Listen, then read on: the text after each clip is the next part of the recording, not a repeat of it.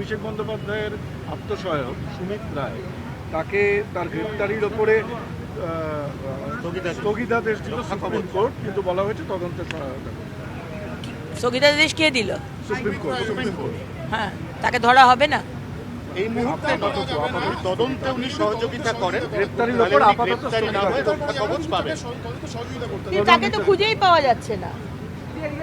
এই যে অভিষেক ব্যানার্জির আত্মসহায়ক, যিনি সমস্ত জালিয়াতি চুরি বদমাইশিটা করেছে, আমি বলছি না অভিষেক ব্যানার্জি কিছু করেননি, অভিষেক ব্যানার্জি সবই জানেন, এবং সেই কারণেই বোধহয় উনি এত বাইরে যাওয়ার জন্য এত হাঁকুপাকু করছিলেন, যেটা আদালত বলেছে উনি বাইরে যেতে পারবেন না।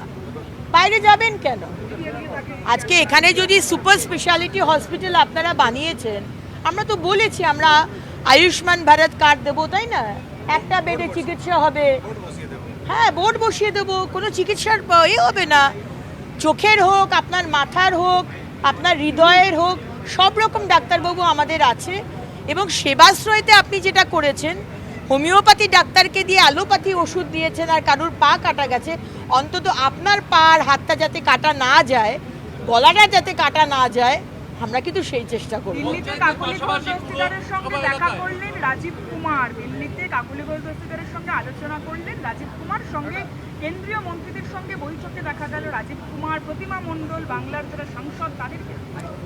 আমি বলতে পারবো না রাজীব কুমার কেন কাকলি ঘোষ দস্তিদারের সঙ্গে দেখা করেছেন, কিন্তু এখন সবাই দেখতে পাচ্ছি যে আমাদের মাননীয় প্রধানমন্ত্রী এবং মাননীয় মুখ্যমন্ত্রী যে ডেভেলপমেন্টের যে ঝড় উঠেছে ভারতবর্ষ এবং রাজ্যে, তারা সেই ঝড়ের সাথে আমাদের সাথে যুক্ত হতে চাইছে।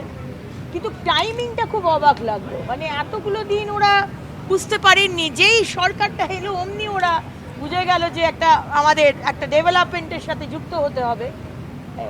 মানে কি বলবো, ভালো চিন্তা ভাবনা, মানে বোধোদয় হলো, এটা ভালো লাগলো, আচ্ছা লাগা। পরিবর্তনের পরে যে বোধোদয়টা হয়েছে, টাইমিংটা কিন্তু খুব সুন্দর।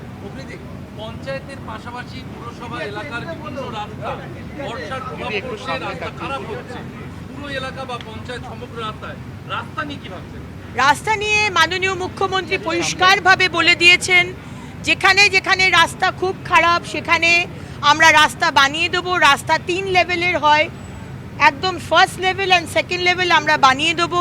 ওপরের লেভেল যে বিটুমেন লেয়ার হয় সেটা বর্ষাকালের পরে হবে, কিন্তু কোনো রাস্তা এমন থাকবে না যে প্রচণ্ড খারাপ অ্যাক্সিডেন্ট হচ্ছে আর আমরা বানিয়ে দিচ্ছি না, সেটা হবে না।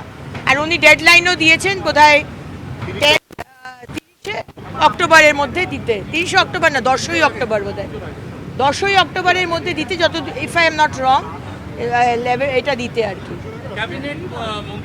10ই অক্টোবর না, 10ই সেপ্টেম্বর, 10ই সেপ্টেম্বরের মধ্যে দিতে বলেছেন।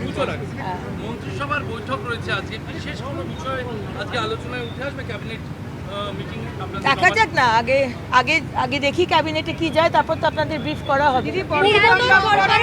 পূর্বতন সরকারের আমলে এই যে যারা প্রমোটার রয়েছে বা ডেভেলপাররা রয়েছে, তাদের অভিযোগ ছিল সিন্ডিকেট রাজ, নির্দিষ্ট একজনের কাছ থেকেই নির্মাণ সামগ্রী কিনতে হতো। তারা কি কিছু অভিযোগ জানিয়েছে, এবং এগুলো যদি থাকে নিরসনের ক্ষেত্রে আপনারা কি ভাবছেন? আজকে ক্রেডাইয়ের বৈঠকে মাননীয় মুখ্যমন্ত্রী খুব পরিষ্কারভাবে বলে দিয়েছেন, এবং মাননীয় চিফ সেক্রেটারিও খুব পরিষ্কারভাবে বলে দিয়েছেন, আপনাদের ওপর কারুর কোনো চাপ নেই তো, কেউ থ্রেটেন করছে না তো, কেউ সিন্ডিকেট চালাচ্ছে না তো, যদি থাকে আমাদেরকে জানান। 4টে নাম্বার দেওয়া হয়েছে, সেখানে আপনারা জানিয়ে দেবেন, আমাদের জানাবেন। সুতরাং আমি আবার করে বলছি, আমরা ওপরে একটা কথা টেবিলের নিচে আরেকটা কথা বলি না, যেটা বলি সামনাসামনি বলি।